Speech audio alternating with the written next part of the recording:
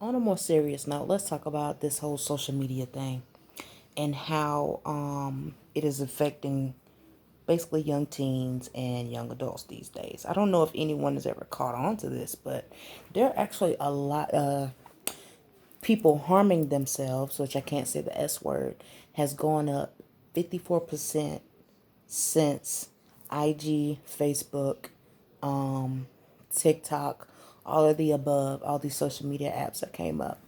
And I like to say that it has to be because when you're in a state of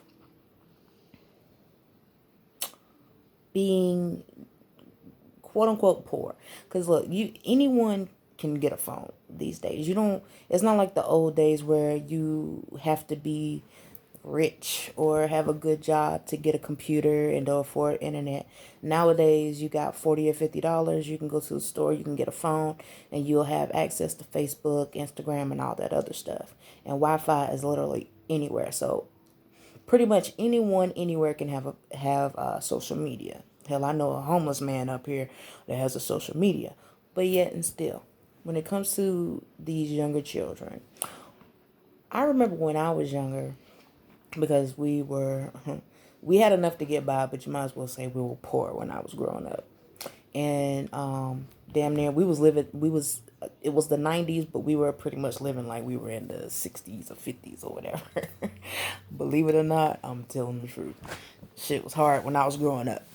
And when I would go to school or whatever, and I would see all the other kids with their Nikes and their real good, nice clothes, you can tell they're brand new and all of that stuff. It did kind of affect me a little, but it wasn't the most important thing in life to me because I was taught how to be personable to pretty much any and everyone. I can't say that I was a child that grew up without friends because damn near any school I ever went to, I had at least 10, 11 friends. You know what I'm saying? It's all about what's on the inside. And too, if any other young person ever sees this video, it is not about what you have. It's about who you are on the inside. Okay? You need to be comfortable enough with yourself to put yourself on the line and be a friend to someone. You don't have to be friends with the popular crowd. You don't have to be friends with the football players. You don't have to. If they shun you, you go find someone that you can be friends with, someone you have something in common with. Someone else is out there that does not have a friend, and you can be their friend. It could save someone's life, honestly. Now, to get back to what I was saying about these kids, like, you get on Instagram and Facebook and TikTok and all that shit all day, and you see these people literally showing off their homes, showing off their big cars, well, big houses, showing off their nice cars, their nice clothing, showing off all their hair and how to get their hair done and all that shit. And some of these young kids, they're showing off their surgeries and all that. It can be hard for someone that's less fortunate, especially in a day of everyone has to be glamorous.